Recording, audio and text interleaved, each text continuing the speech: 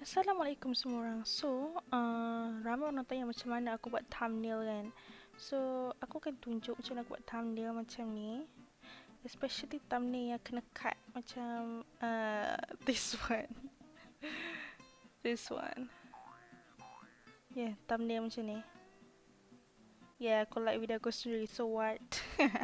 Okay, so first you guys kena download yang ni. Yeah, boleh pergi ke Google Store or Play Store. I don't know. Okay, and then yang ni contoh dia aku tunjuk. Okay, yang ni contoh dia. Okay, dan lagi satu aku bagi tips. Kalian nak guna app ni, boleh tutup wifi. Sebab dia akan keluar iklan non-stop. Yeah, big brain right? Okay, let's say kita akan ambil kita akan ambil gambar ni. Okay, dan aku nak cakap benda yang sangat penting kalau hampa nak buat thumbnail YouTube ni. First is dia punya format. So kita kena cari tools. Dan nampak crop kat sini, tekan crop. Lepas tu kita slide sampai ke hujung ni, and then kita nampak YouTube. Yang ni penting. Yang ni memang betul-betul penting. Sebab kalau hampa letak gambar yang tak ikut size YouTube, dia takkan terima. So, okay, let's say kita ambil yang ini. Let's say lah kita nak yang ni je. Okay, done. So, kita ikut format YouTube, dia punya size dia. Lepas tu, kalau kita nak, macam aku nak tunjuk tu cut out kan. Okay, mari aku try. Okay, nampak ni. Di sini ada add photo. Tekan add photo. Lepas tu try ambil contoh. I'll take this. Aku dah pernah buat dah thumbnail ni. Okay, so dia akan keluar kat foto tadi. And then, kalau kita nak crop muka dia, tekan free crop. Lepas tu kita ambil yang hujung kali ni. Nampak? Then kita just silap. And then kita ambil brush. Okay, ambil brush kan. Kita just sebegini aja. Kita buat je lah.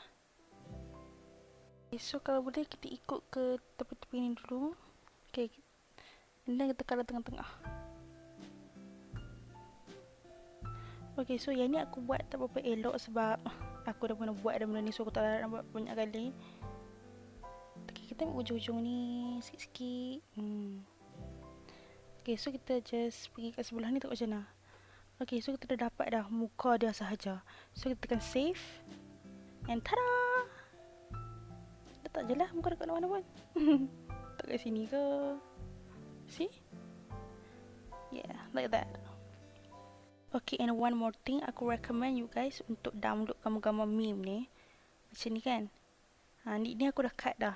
Ada part yang, okay, mari aku tunjuk contoh yang aku tak cut lagi. Where is it? Where is the, okay, yang ni waktu aku tak cut lagi. So sebelum kita guna, kita mesti kena cut dulu. Mana dia punya, see, tekan Cara. And then tekan, macam ni. Kita just ikut je. Biar je dia terkeluar. Kita just ikut.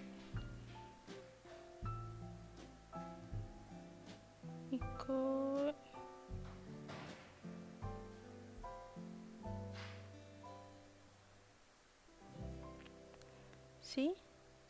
Lepas tu kita tekan ini. Watch the magic happen. Easy.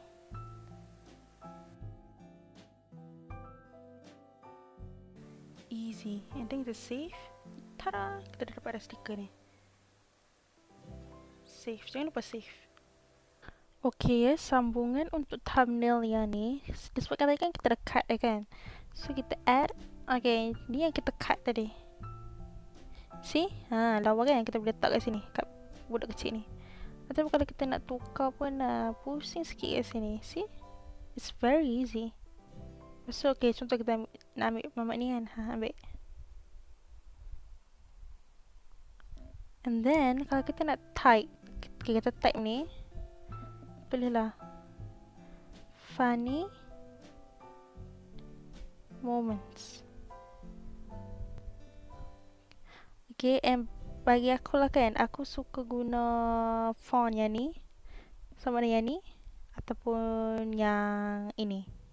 Lepas tu, okay, kita tengok ni dia macam tak apa jelas kan. Kalau nak bagi jelas, tekan yang ni, stroke. So kita boleh nampak dia punya outline.